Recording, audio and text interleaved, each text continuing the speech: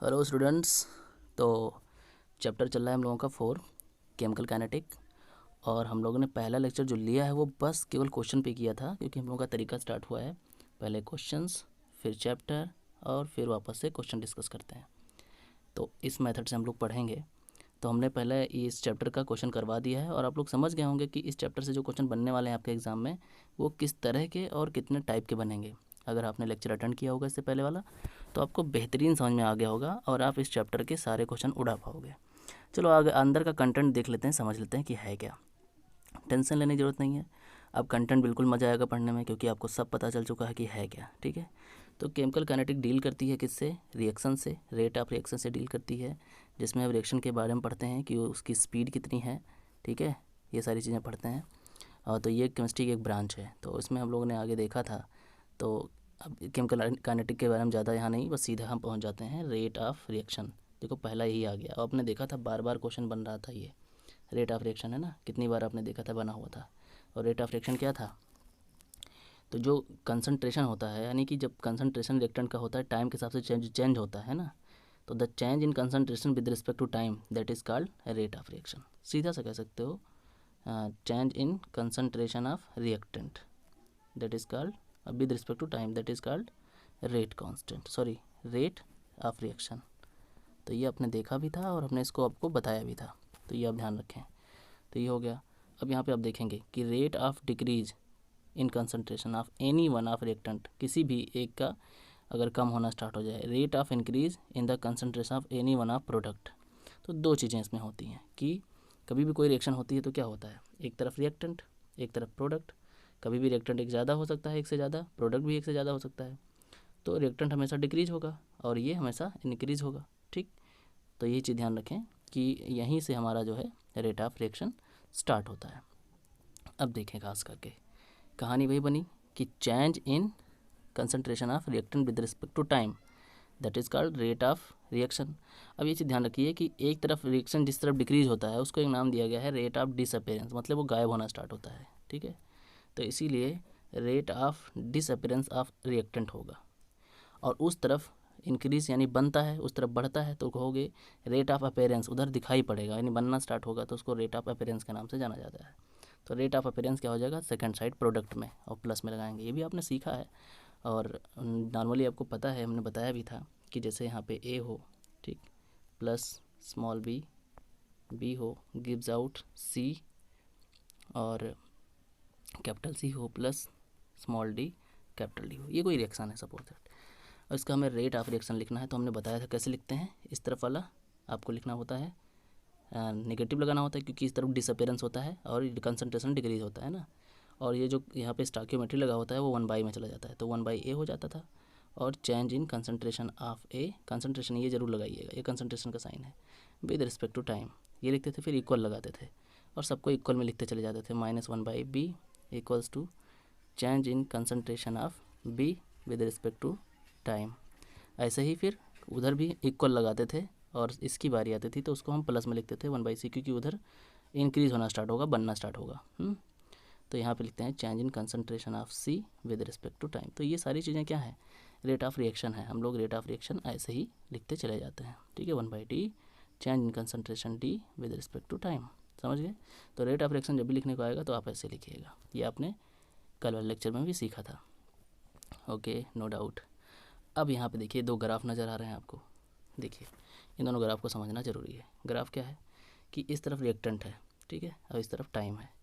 ये बताइए जब रिएक्शन स्टार्ट होती है तो क्या होता है? ये डिक्रीज़ होना स्टार्ट होता है। क्या रिएक्टेंट डिक्रीज़ होना स्टार्ट होता है, इसलिए ग्राफ डिक्रीज़ हो रहा है। सीधा ध्यान रखें।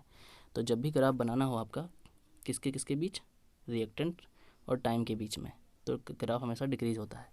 और उस तरफ देखते हैं ये प्रोडक्ट है और ये टाइम है, तो प्रोडक्ट क्या होता है, टाइम के हिसाब से बढ़ता है, तो ये इंक्रीज़ होगा।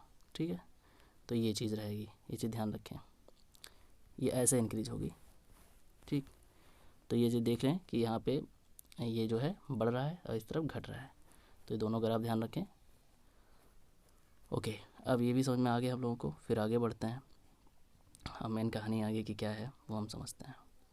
तो रेट ऑफ रिएक्शन हमें लिखना आ गया है। रेट ऑफ रिएक्शन हम जान भी गए हैं पूरी तरह से, हमने कुछ बताया भी था मटेरियल। देखिए यहाँ पे आपको दे रखा है रेट ऑफ रिएक्शन कैसे लिखा गया है, वही चीज़ है। यहाँ देखिए कि क्वेश्चन दे रखी है, इसका रेट ऑफ रिएक्शन लिखना है, कैसे लिखा गया है 1/5 नेगेटिव में, क्योंकि इस तरफ रिएक्टेंट है। फिर वही रेट ऑफ चेंज ऑफ क्या है, ब्रोमीन। तो ये देखिए पूरा वही चीज़ लिखा हुआ है, रेट ऑफ रिएक्शन आपको लिखना आता है, नो प्रॉब्लम। फिर भी आप इसको देख लीजिए क्योंकि यहाँ पे आयंस लगे हैं तो आपको कन्फ्यूज़न ना हो। ओके, तो ये ध्यान रखें। ओके, आगे बढ़ते हैं।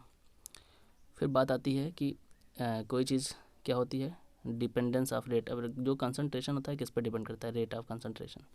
देखिए एक पॉइंट आता है रेट लॉ। अब रेट लॉ है क्या, हम इसको समझेंगे अच्छे से। वही रेट एक्सप्रेशन, रेट कांस्टेंट यहाँ से जनरेट होता है। और आपने देखा था कल वाले जो क्वेश्चन थे ज़्यादातर रेट लॉ और रेट कांस्टेंट पे भी थे। तो देखिए सेम वही चीज़, सेम वही प्रोसेस। यहाँ पे एक इक्वेशन दे रखी है, आप इस इक्वेशन पे फोकस करो। ये रही आपकी इक्वेशन जो भी हमने दिया। तो रेट हम कैसे लिखते हैं, रेट ऐसे लिखते हैं, रेट लिख करके rate is directly proportional to क्या होता है, कंसंट्रेशन ऑफ ए, ठीक है, उसकी पावर एक्स लगाते हैं। और फिर रेट यानी कंसंट्रेशन ऑफ बी, उसकी पावर वाई लगाते हैं। ओके, ये हम लिखते हैं पहले। तो ये हमने रिएक्शन लिखा है, ये रेट एक्सप्रेशन है हमारा। तो यहाँ पे आप ध्यान से देखिए, तो यहाँ लिखा है ये जो एक्स और वाई हैं वो कुछ भी हो सकते हैं, वो हम लोग कभी भी उसको फिक्स नहीं कर सकते, वो एक्सपेरिमेंटली पता होता है एक्स और वाई, ठीक है, साइंटिस्ट लोग उसको बता के गए हैं, ठीक है। तो यहाँ पे आप देखेंगे तो अब क्या होगा कि इसको इन्वर्स को हटाएंगे, सॉरी डायरेक्टली प्रोपोर्शनल को हटाएंगे, तो जो हमारा रेट होता है, रेट को हम कैसे लिखते हैं, delta R by delta T. और रिएक्टेंट के लिए लिखेंगे तो क्या लिखेंगे, नेगेटिव, ठीक है, इक्वल्स टू के लगाएंगे, क्योंकि यहाँ प्रोपोर्शनल हटेगा तो कांस्टेंट आएगा। अब फिर कंसंट्रेशन ऑफ ए की power X and concentration of B की पावर वाई। ओके, अब देखिए ये जो एक्सप्रेशन आया है, इस एक्सप्रेशन को कहा जाता है रेट लॉ। बिल्कुल ध्यान से सुनिएगा, this is rate law. Exam में अक्सर आता है, आपने देखा भी है, समझ गए होंगे, ठीक है। अब आपको मज़ा भी आ रहा होगा, रेट लॉ, हाँ इंपॉर्टेंट क्वेश्चन है। और यहाँ के जो है वही है रेट कांस्टेंट। तो ये क्वेश्चन था, हम लोगों ने पीछे देखा था, उसमें आया हुआ था कि what is the rate law and what is the rate constant. तो दोनों चीज़ में समझ में आ गई होंगी। सिमिलरली यहाँ पे देखिए एक एग्जांपल दे रखा है, ठीक है, और एग्जांपल को टेबल में दिया रखा है पूरा कि इनिशियल रेट क्या था, बाद में रेट क्या क्या हुआ है ना, तो ये सारी चीज़ें हैं। फिर यहाँ पे ये लिखा गया रेट लॉ, और रेट लॉ लिखने के बाद रेट कांस्टेंट यहाँ पे आपको दिख रहा होगा। तो ये सारी चीज़ें हैं, वही चीज़ रिपीट होना स्टार्ट होगी। अब देखिए यहाँ पे ये बहुत इंपॉर्टेंट है, कुछ एग्जांपल दे रखे हैं, ये दोनों रिएक्शन आप ध्यान से देख लें।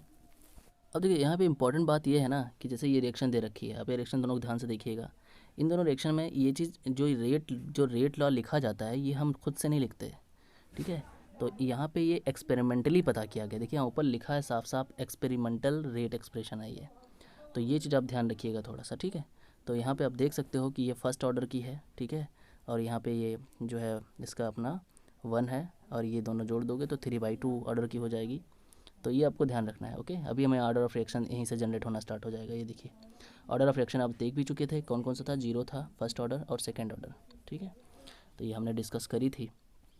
बस ये ध्यान रखें कि ये सीधा सीधा मतलब ये होता है कि हम एक्सपेरिमेंटली लिखते हैं, ठीक है, ये बहुत इंपॉर्टेंट पॉइंट है। बस आगे बढ़िए, फिर बात करते हैं। देखिए ऑर्डर ऑफ रिएक्शन, तो ऑर्डर ऑफ रिएक्शन जब रेट एक्सप्रेशन लिख लेते हो आप, रेट लॉ लिख लेते हो, तो रेट लॉ में जो पावर लगी हुई है कंसंट्रेशन की, ठीक है, जो कंसंट्रेशन की पावर लगी है उनका अगर सम कर दें, रिएक्टेंट है ये, तो ये ध्यान रखना कि रिएक्टेंट ए बी है, ये रिएक्टेंट ही तो था, अगर इधर ए था, ठीक है, और प्लस बी और बी था, इसी का हमने लिखा था रेट लॉ, तो ये रेट लॉ लिखा गया था। और इस रेट लॉ का जो कंसंट्रेशन की जो पावर है, द पावर ऑफ कंसंट्रेशन, इनका सम कर दो, ठीक है, तो वही होता है ये रेट लॉ एक्सप्रेशन है, ठीक है, this is rate law expression. अब आपसे पूछा जाए ऑर्डर ऑफ रिएक्शन क्या होती है एग्जाम में, तो सीधा लिखोगे the sum of power of the sum of concentration. हाँ, तो सीधा आप क्या लिखोगे ऑर्डर ऑफ रिएक्शन के लिए कि the sum of power of concentration of reactant, है ना, reactant in rate law expression, ये रेट लॉ एक्सप्रेशन है ही है, ठीक है, that is called order of chemical reaction या ऑर्डर ऑफ रिएक्शन, ठीक, तो लिख लोगे आसानी से। तो ये कुछ भी हो सकती है, यहाँ पे आपको साफ साफ दिख रहा है। अब यहाँ पे देखिए बच्चों वाला क्वेश्चन है, आपने किया है ये सब, तो बच्चों वाला है, बिल्कुल प्लस प्लस कर दो फटाफट आंसर। सो ये सारी चीज़ें हैं। अब बात होती है एलिमेंट्री रिएक्शन की, कॉम्प्लेक्स रिएक्शन की, ये भी हमने सीधा सीधा क्वेश्चन आया था, हमने डिस्कस भी किया था, ठीक है। अब यहाँ खास बात ये है, देखिए कि ये हमने बताया था कि टेबल वहाँ पे नहीं थी, लेकिन यहाँ टेबल आपको दिख रही है, रटने को मैंने बोला है। और वहाँ भी मैंने क्वेश्चन कराए थे कि जीरो ऑर्डर की रिएक्शन हम किससे पता करते हैं, ये देखिए यूनिट से, यूनिट अगर ये क्या के की वैल्यू दे रखी हो और के की वैल्यू में आप जाकर के यूनिट देखोगे, ठीक है, तो वहीं से पता चल जाएगी कौन से ऑर्डर की रिएक्शन है, ठीक है। ये देखिए सेकंड पर सेकंड हो तो फर्स्ट ऑर्डर की रिएक्शन है, ठीक है। मोल पर लीटर पर मोल पर सेकंड हो तो सेकंड ऑर्डर की है। ये देख लीजिए, बिल्कुल अच्छे से इसको समझ लो, यहाँ से आपको बहुत ज़्यादा हेल्प मिलेगी और आपको मिली होगी अगर आपने क्वेश्चन किया होगा, वहीं से आपको समझ लेना चाहिए, ठीक है। तो यहाँ से हम लोग क्या करते हैं, के की वैल्यू दे रखी है तो यहीं से हम पता कर पाते हैं कि कौन से ऑर्डर की रिएक्शन है, ठीक है। यहाँ पे आप देख सकते हो, ओके। फिर मॉलिक्यूलरिटी, तो अब मॉलिक्यूलरिटी हमने बता भी दिया था, हमने ऑर्डर ऑफ रिएक्शन और मॉलिक्यूलरिटी में डिफरेंस अच्छे से समझाया था। वही चीज़ यहाँ फिर से रिपीट हो गई है, तो समझना कोई ज़्यादा है नहीं है, पढ़ के ही समझ में आ जाएगा कि है क्या चीज़, ओके। आगे बढ़ते जा रहे हैं और हम यहाँ देखते जा रहे हैं कि हमारे काम की चीज़ क्या है और हम क्या क्या पढ़ पा रहे हैं, क्या क्या समझ पा रहे हैं, ओके। ऑर्डर ऑफ रिएक्शन के बारे में पॉइंट 1 पॉइंट 2 हमने पढ़ा भी है और यहाँ पे देखिए अभी आगे टेबल हो सकता है, वहाँ पे टेबल तो मैंने दिखाई दिया था, ठीक है। तो ये सब चीज़ें ध्यान रखें और अच्छे से समझें। अब देखिए इंपॉर्टेंट चीज़ ये है ना कि हम लोगों को अब थोड़ा डिटेल में order of reaction, zero order of reaction हमें पढ़नी है और फर्स्ट ऑर्डर ऑफ रिएक्शन पढ़नी है और सेकंड ऑर्डर ऑफ रिएक्शन पढ़नी है। उन सबका एक्सप्रेशन हमें निकालना है, ठीक है। तो मैं उनको प्रूव करा दे रहा हूँ 1 बाय 1 करके, ओके। हाँ, तो बात हो रही थी ऑर्डर ऑफ रिएक्शन की, तो सबसे पहले हम लोग पढ़ेंगे जीरो ऑर्डर ऑफ रिएक्शन, ठीक है। तो देखो जो जीरो ऑर्डर रिएक्शन होती है वो बिल्कुल ध्यान से समझिए, इनका एक्सप्रेशन समझिए। तो जीरो ऑर्डर रिएक्शन सीधा सा ये है कि इसमें जो रिएक्टेंट होते हैं उनका कंसंट्रेशन यूनिटी होता है। कहने का सेंस ये रहा कि जैसे एक रिएक्टेंट है, ठीक है, और प्रोडक्ट है, तो रेट ऑफ रिएक्शन हम कैसे लिखेंगे, रेट ऑफ रिएक्शन लिखोगे D R by D T, ठीक है, नेगेटिव में होता है रिएक्टेंट का, और ये इक्वल टू यहाँ के कांस्टेंट तो लगेगा ही, और हमारा रिएक्टेंट का जो पावर होगा वो जीरो होता है, ठीक है, तभी ये जीरो ऑर्डर की रिएक्शन होती है, क्योंकि पावर की ही तो बात होती है। ऑर्डर ऑफ रिएक्शन का मतलब सीधा पावर ऑफ कंसंट्रेशन, ठीक है, ये तो पता है, एक्सपेरिमेंटली पता किया जाता है ये चीज़। तो ये देखिए जीरो लग गया, मीन्स ये जीरो ऑर्डर की रिएक्शन है, यहाँ से समझने वाली बात है। अब यहाँ पे देखेंगे कि ये चीज़ क्या हो जाएगी, यूनिटी बन जाएगी, किसी के पावर 1 होता है तो यूनिटी बन जाएगी, ओके। तो हम आगे क्या लिख पाएंगे, यहाँ ध्यान से समझे, इसको हम लिख पाएंगे minus D R by D T equals to K into 1, ठीक है। मीन्स हम लिख पाएंगे यहाँ से डी आर इक्वल्स टू, ये माइनस इस साइड आ जाएगा और डी टी इस तरफ आ जाएगा, तो माइनस के डी टी आ जाएगा, क्लियर है। नाउ इंटीग्रेटिंग बोथ साइड, इसको भी इंटीग्रेट कर दिया, इसको भी इंटीग्रेट कर दिया, तो ये तो पूरा क्या आ जाएगा, ये पूरा कंसंट्रेशन ऑफ आर आ जाएगा टोटल, ठीक है, इक्वल्स टू यहाँ से क्या आ जाएगा, के बाहर हो जाएगा क्योंकि कांस्टेंट है नेगेटिव में, और टी भी हो जाएगा, के टी हो जाएगा, इंटीग्रेशन आपको पता ही है, प्लस कांस्टेंट आएगा, तो कांस्टेंट यहाँ आई लिख लो, ठीक है। आई मतलब वही इंटीग्रेशन कांस्टेंट, जैसे सी हम लोग लिखते थे मैथमेटिक्स में, यहाँ आई लिख लो, ओके। यहाँ तक नोट कर लिया, आगे बढ़ते हैं। अब देखिए तो यहाँ से हमारा आ गया concentration of R equals to minus K T plus constant of integration, ठीक है। अगर हम बात करते हैं फॉर इनिशियल कंडीशन, इसी को मैं इक्वेशन नंबर फर्स्ट मान लेता हूँ, तो इनिशियल कंडीशन में क्या होगा, जो हमारा रेट कांस्टेंट था वो और नॉट होगा, सॉरी, जो हमारा कंसंट्रेशन ऑफ जो है रिएक्टेंट था वो और नॉट होगा इनिशियल कंडीशन में, ठीक है। तो इनिशियल कंडीशन में क्या होता है, ये तो हमारा हो गया कंसंट्रेशन इनिशियल कंडीशन में, यहाँ लिख लो इनिशियल कंसंट्रेशन, ठीक है।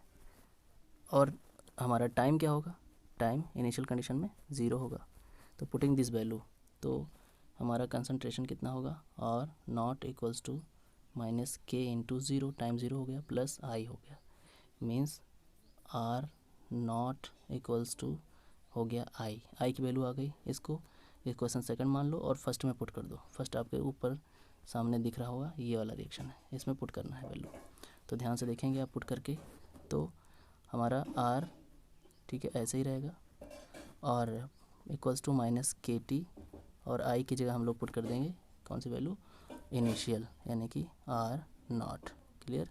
अब देखिए हमें के निकालना है, मतलब रेट कांस्टेंट, तो और नॉट आगे माइनस होगा इधर, तो आर में से आर नॉट होगा माइनस, क्लियर, और आ जाएगा उधर माइनस के टी, क्लियर।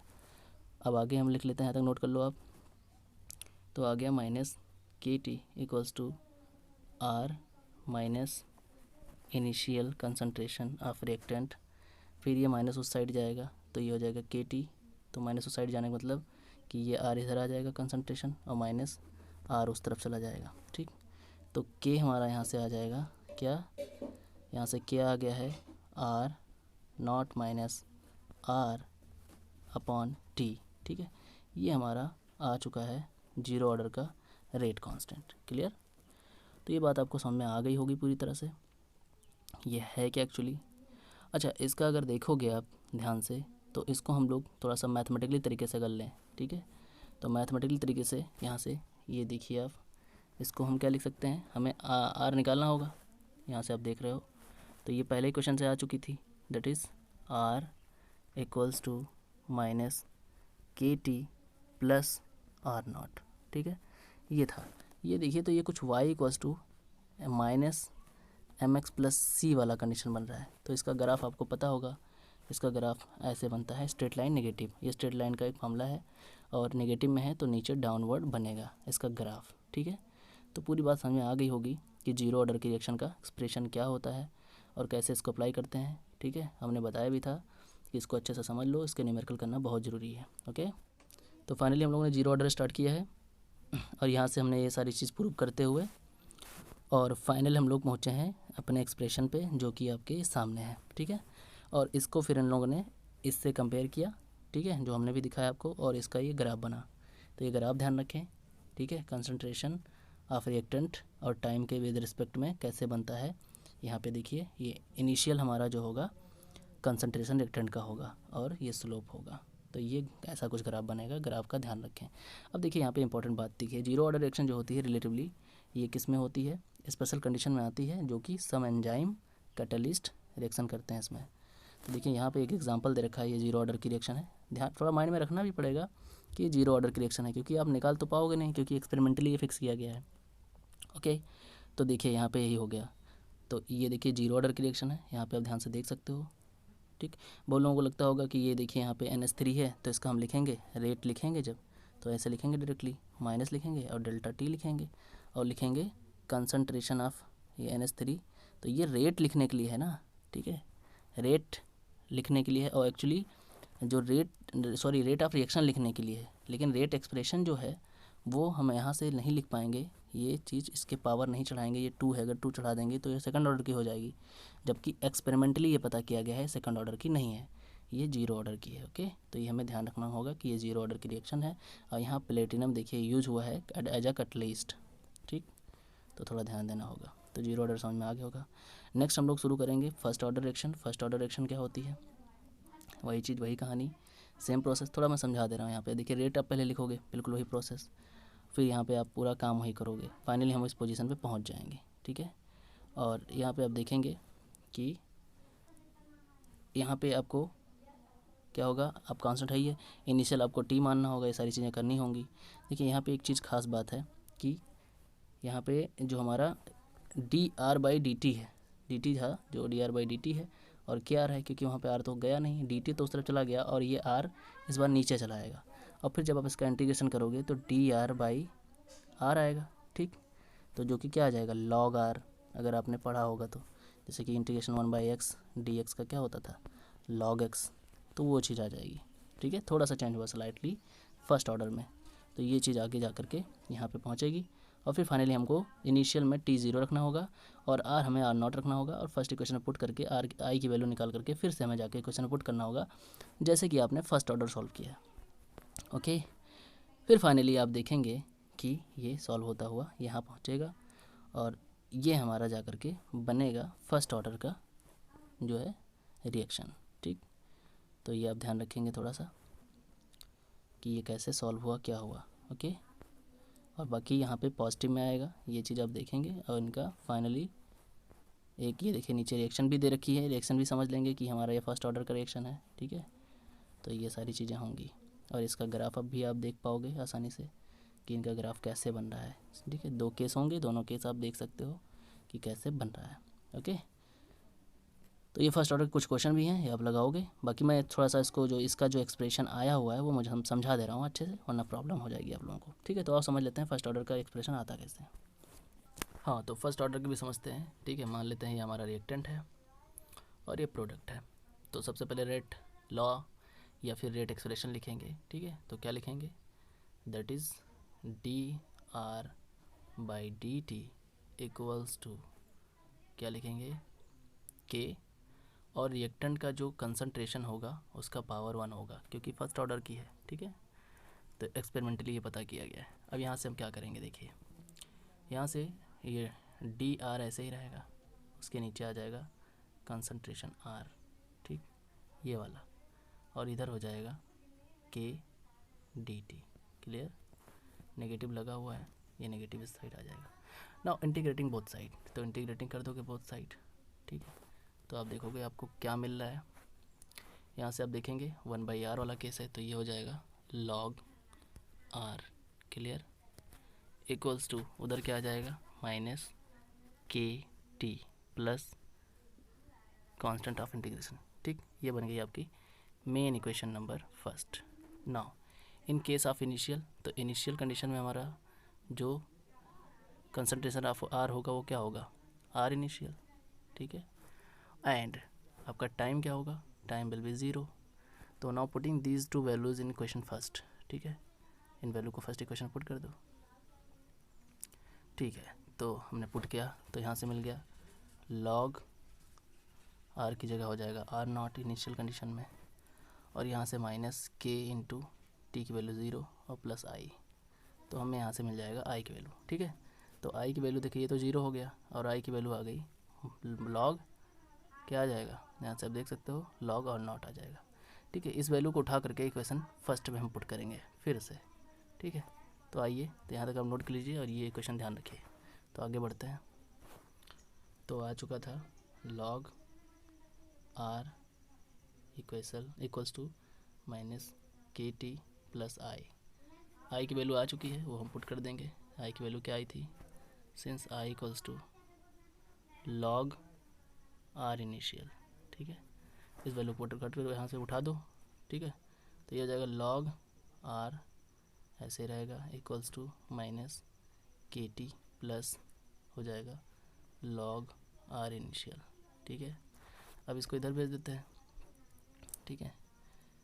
के टी को इधर, सॉरी के टी हाँ इधर भेज लो, log आर को उधर भेज दो, ज़्यादा सही रहेगा। तो के टी आके इधर पॉजिटिव हो जाएगा और log आर उधर जाकर नेगेटिव हो जाएगा। तो आर इनिशियल इधर ही रहेगा और ये आकर के माइनस log आर हो जाएगा। क्लियर?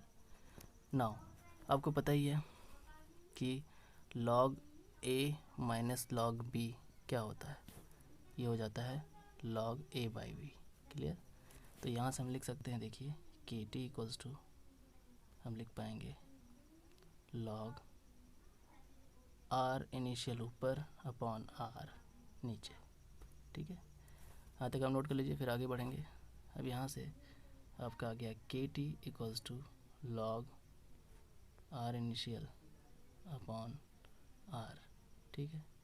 अब यहाँ से के निकालना है, के को रोक लेंगे तो ये आ जाएगा 1/t, ये हो जाएगा log R initial upon R, ठीक है। यहाँ तक आपका ये फॉर्मूला आ चुका है। ये फर्स्ट ऑर्डर का निकल के आया एक्सप्रेशन कांस्टेंट के लिए, रेट कांस्टेंट के लिए। क्लियर है? अब देखिए यहाँ से हम आगे क्या कर सकते हैं। हाँ, तो सबसे इम्पोर्टेंट बात ये आएगी कि जैसे हमारा एक्सप्रेशन आ गया है log R equals to minus K T plus log R initial, ठीक है। अब इसमें हम अलग अलग टाइम के लिए देखना चाहें, जैसे इंपॉर्टेंट ये है कि फॉर टाइम t1, तो टाइम t1 के लिए कंसंट्रेशन भी r1 होगा, तो एक्सप्रेशन क्या बनेगा, एक्सप्रेशन आपका ये बनेगा, ये हो जाएगा log और यहाँ कंसंट्रेशन r1 हो जाएगा, ठीक है। इस पर ध्यान दें, equals to minus K T हो जाएगा प्लस log इनिशियल हमारा तो वही रहेगा, ठीक। तो ये हो जाएगा। अब सेकंड टाइम के लिए यानी फॉर टाइम t2, तो कंसंट्रेशन r2 हो जाएगा। तो इस केस के लिए एक्सप्रेशन क्या बनेगा, log r2 equals to minus K T plus log r initial. अब काम क्या करो कि फर्स्ट वाले को सेकंड से माइनस कर दो, सेकंड वाले को फर्स्ट से माइनस कर दो, ठीक है। तो क्या हो जाएगा, यहाँ से आप देखोगे ये हो जाएगा log r1 minus log r2 equals to, यहाँ से आप देखेंगे कि यहाँ पे सॉरी के ये 1 है और ये 2 है, ठीक है, ये मिस्टेक होगी थोड़ी सी। तो यहाँ से माइनस के कॉमन हो जाएगा, तो अंदर बचेगा क्या, t1 माइनस t2, ठीक है। तो ये चीज़ हो जाएगी और ये प्लस यहाँ से यहाँ पे हमारा इनिशियल, ये दोनों कैंसिल हो जाएगा, ठीक है। तो आगे बढ़ के देखोगे तो यहाँ से आ जाएगा माइनस के, ये t1 से माइनस और सेकंड वाला हमारा क्या था, माइनस के टी टू, ये मैंने माइनस किया है, और उस तरफ आ गया था हमारा log r1 minus log r2, ठीक है। फिर यहाँ से आ जाएगा माइनस के, हमने कॉमन किया, ये प्लस हो चुका है, ठीक है, ये चीज़ प्लस हो चुकी है, तो वापस से माइनस हो जाएगी, तो t1 minus t2 equals to यहाँ से log, और इसको हम क्या लिख पाएंगे, r1 बाई r2। तो यहाँ से k की वैल्यू जो आ जाएगी वो आ जाएगी, माइनस अंदर जाने दो, ये माइनस अंदर जाने दो, तो t2 आगे आ जाएगा, t1 उधर चला जाएगा, तो अपॉन में जब जाएगी वैल्यू तो t2 माइनस t1 और आ जाएगी log r1 बाई r2, ठीक है। दो टाइम के लिए, दो डिफरेंट टाइम के लिए हम लोग रेट कांस्टेंट अगर निकालेंगे तो ये आएगा फर्स्ट ऑर्डर के लिए। क्लियर है बात? ओके। और अभी इसको हम जो फर्स्ट ऑर्डर की रिएक्शन होती है उसको हम लोग एक दूसरे मेथड में भी लिखते हैं। यहाँ पे देखिए आप कि ये क्वेश्चन आपका आ गया है दो सेकंड टाइम के लिए, ठीक है। उसके बाद इसको अगर इस चीज़ को अगर हम देखें, इसको अगर हम फिर से एंटी लॉग ले लें तो इसका लॉग हट जाता है और ये जो होती है पावर में चली जाती है, ई के पावर में, ठीक है, और ये चीज़ वही रह जाती है। तो अगर हम इसका एंटी लॉग लेंगे तो ये आ जाएगा R by R not equals to क्या हो जाएगा, यहाँ से ये ई के पावर माइनस के टी हो जाएगा, ठीक है, एंटी लॉग लेने पे। और उसके बाद ये इधर आके मल्टीप्लाई हो जाएगा, तो ये एक्सप्रेशन बन जाएगा। ये एंटी लॉग लेने पे हुआ है, थोड़ा ध्यान देंगे इसको, है ना। और एक चीज़ ये है सबसे इंपॉर्टेंट, फर्स्ट ऑर्डर की जो रिएक्शन है ये सबसे इंपॉर्टेंट है, ठीक है। न्यूमेरिकल करते वक्त आप ये अप्लाई करोगे। ये बोला गया है कि हम लिख सकते हैं इस दूसरे फॉर्म में, ओके, तो दैट इज़ वेरी इंपॉर्टेंट। और यहाँ से आप देखोगे कि यहाँ पे स्लोप जो हो रहा है वो कुछ स्लोप ये बनना है, और ये देखिए यहाँ पे फर्स्ट ऑर्डर की रिएक्शन दे रखी है। ये एग्जांपल आप रट लें कि ये फर्स्ट ऑर्डर की रिएक्शन है, एक्सपेरिमेंटली इसको पता किया गया है। ओके, अब यहाँ से आप ग्राफ देख सकते हैं कि इसका ग्राफ ऐसे बना हुआ है और इससे बना हुआ है, दोनों ही कंडीशन में। किसके साथ? ये बना हुआ है log r के साथ, और ये बना है log r not upon r के साथ, ठीक है। तो दोनों के साथ देख लो कैसे रिएक्शन बनी हुई है। एक रिएक्शन ये भी दे रखी है, ये भी फर्स्ट ऑर्डर की रिएक्शन है, ठीक है। तो ये आप देखेंगे, और ये छोटा सा न्यूमेरिकल आपके सामने आ गया है जिसमें सारी कहानी दे रखी है फर्स्ट ऑर्डर की, और फार्मूला आपको पता है, और दो अलग अलग टाइम पे पूछा गया है, तो दो अलग अलग टाइम पे वैल्यू दे रखी है, सब कुछ दे रखा है, सॉल्व कर दो इसको बैठ करके फटाक से। तो ये सारी चीज़ें हो गई। अब आपको क्लियर समझ में आ गया होगा कि ये सारी चीज़ें हो कैसे रही हैं और है क्या फाइनली, है ना। अच्छा, उसके बाद में एक इम्पॉर्टेंट देखिए यहाँ पे ये है, इसके जस्ट नीचे ही है कि इन केस ऑफ की मान लेते हैं कि इनिशियल पी इनिशियल जो है, इनिशियल प्रेशर हो जाए ऑफ ए, प्रेशर के केस में, यानी कि कह रहा है कि अगर हम typical first order gas phase reaction की बात करते हैं तो ए है, और P T the total pressure of the time. तो ये देखेंगे कि आपका जो टोटल प्रेशर है वो तीनों के लिए अलग अलग आ जाएगा। अगर सम देखोगे तो P A plus P B plus P C. तो फाइनली यहाँ पे आप देखेंगे कि कुछ स्टार्टिंग में जीरो टाइम पे जीरो है प्रेशर, इसका पी इनिशियल प्रेशर है। कुछ समय बाद इसका प्रेशर एक्स हुआ तो इसका भी प्रेशर एक्स होगा, और इसमें से इतना प्रेशर माइनस हो जाएगा, ठीक है। तो यहाँ पे टोटल प्रेशर फिर ऐड करके दिखा गया, इतना आया, ठीक है, दोनों का डिफरेंस एक्स यहाँ इतना निकला, तो टोटल यहाँ पे पी ए निकाल के इतना प्रेशर। अब इसे उठा करके बस वहाँ पे प्रेशर के फॉर्म में रख दिया गया, ठीक है, तो ये फार्मूला बन जाएगा।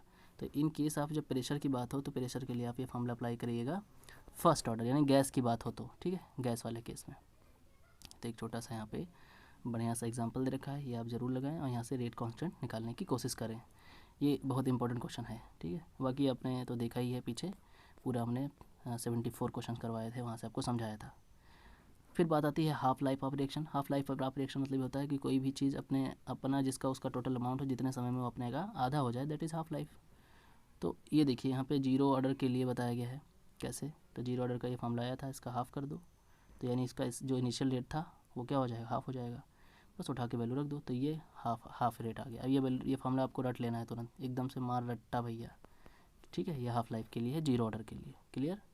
फिर बात करते हैं हाफ लाइफ फर्स्ट ऑर्डर के लिए। तो जो ये आर नॉट है उसको हाफ करो फटाक से, अब उठा के वैल्यू पुट करो, फिर सॉल्व करते करते ये बनेगा फार्मूला। बिल्कुल मज़ेदार फार्मूला, और ये बनाना सीख भी लो, बिल्कुल मज़ेदार है। कुछ करना नहीं है, जो आपने सीखा है, जितने फार्मूले अभी आपने प्रूव किए हैं दोनों, उसमें बस आर नॉट की जगह आपको क्या लिख देना है, आर नॉट बाई 2, यानी इनिशियल रेट का आधा, और उठा के पुट कर दो और सॉल्व कर दो, तो ये जो फाइनल बनता है इससे न्यूमेरिकल लगेंगे, ठीक है। ओके, तो ये हो जाएगा आपका, बिल्कुल समझ में आ गया होगा, यहाँ से कोई दिक्कत नहीं। ओके, अब यहाँ पे देखिए खास बात लिखी है कि जीरो ऑर्डर जो होती है वो इनिशियल पे क्या कर रही है, डिपेंड कर रही है, लेकिन फर्स्ट ऑर्डर हो रही है वो इंडिपेंडेंट ऑफ आर होती है, ठीक है। हाफ की बात करें अगर तो ये ध्यान रखिएगा थोड़ा। बाकी ये न्यूमेरिकल है, न्यूमेरिकल जरूर करते जाएँ और समझते जाएँ, ठीक है। फिर यहाँ पे जीरो ऑर्डर के लिए पूरी राम कथा ये लिखी, ये लिखी, ये और ये रहा, फाइनली इसका यूनिट दे रखा है, तो ये ध्यान रखें, ओके। सीडो फर्स्ट ऑर्डर की बात करें तो सीडो आपने देखा भी था, सीडो वो होता था कि ये ट्रूली तो फर्स्ट ऑर्डर रिएक्शन नहीं होते हैं, लेकिन एक सर्टेन कंडीशन पे फर्स्ट ऑर्डर पे चले जाते हैं। और ये हमने बताया था स्टारर था, पीछे भी बताया था, अब एक बार मैं फिर से उसको बता रहा हूँ कि स्टारर है, इंपॉर्टेंट है। ये रिएक्शन जो लिखी है आपकी पूरी रिएक्शन आप रट लें फटाक से और जान लें कि ये सूडो फर्स्ट ऑर्डर की रिएक्शन है, ठीक है। और इसको समझ लें अच्छे से, और इसका कैसे क्या, ये देखें नीचे भी एक सूडो का ही दे रखा है, बहुत अच्छा एग्जांपल फ्रक्टोज ग्लूकोज का। ये आप लिख लो, 2 मिनट में आपको लिख करके याद हो जाएगा, सूडो वाला एग्जाम में अक्सर आता है, ठीक है, ओके। फिर बात करते हैं, कुछ चीज़ें हैं जो आएगा, आर्हीनियस आएगा। आर्हीनियस अपना एक बहुत ही फेमस, मैंने बताया भी था, तो इसको मैं अभी नहीं बताऊंगा, अभी एक हम लेक्चर और लेंगे, आज ये ख़त्म नहीं होने वाला है, काफ़ी लंबा लेक्चर हो जाएगा।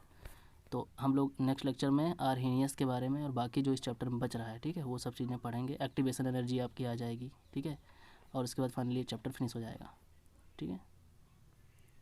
तो अब तक का आपको आइडिया बिल्कुल समझ में आ गया होगा कि कुछ होता नहीं है, बिल्कुल मज़ेदार था, कैसे चैप्टर फिनिश हो रहे हैं आप देख रहे हैं एकदम वीआईपी तरीके से। एक टॉपिक सिर्फ बचा है, एक्टिवेशन एनर्जी, जो मैं अच्छे से पढ़ाने वाला हूँ। हमने बताया भी था कि एक्टिवेशन एनर्जी कितनी इंपॉर्टेंट है, कितनी बार एग्जाम में आती है, और आपने क्वेश्चन भी देखे हैं, और थोड़ी बहुत बातें तो आपको समझ में आई गई होंगी कि एक्टिवेशन एनर्जी क्या है, बट इसको हम और डिटेल में पढ़ेंगे। आर्हीनियस जो लॉ है और जो रूल है उसको हम अच्छे से पढ़ के समझेंगे, और ये चैप्टर खत्म हो जाएगा। तो अगला लेक्चर जो आएगा मात्र 10 या 15 मिनट का लेक्चर होगा, और उसके बाद ये चैप्टर फिनिश हो जाएगा। छोटा सा एक लेक्चर और आएगा, तो ये मैं हो सकता है शाम को दे दूँ या कल मैं पक्का दे दूँगा, और अगर आज नहीं दे पाए तो कल मैं आपको ये तो दूंगा ही, इस केमिस्ट्री का ये ख़त्म हो जाएगा चैप्टर, और उसके बाद फिर मैं आपको इसको अगला टॉपिक का यानी कि केमिस्ट्री का एक बड़ा लेक्चर और भी दूंगा, जो दूसरे चैप्टर पर डिपेंड होगा। काम करते रहें, नोट्स बनाते रहें, और मेरे जो बताए हुए रास्ते पे है बिल्कुल प्रॉपर्ली चलते रहें, और आर्यहंत की बुक ज़रूर मंगा लीजिए, या फिर एग्ज़ाम आइडिया की बुक ज़रूर मंगा लीजिए, और चैप्टर वाइज इसको सॉल्व करते रहें, ठीक है। और कोई भी अब इग्नोर करेगा तो वो पक्का आगे चल के पछताएगा, और बहुत पछताएगा, ठीक है। चलो मिलते हैं नेक्स्ट लेक्चर में, तब तक के लिए आप लोग काम करते रहें। Thank you very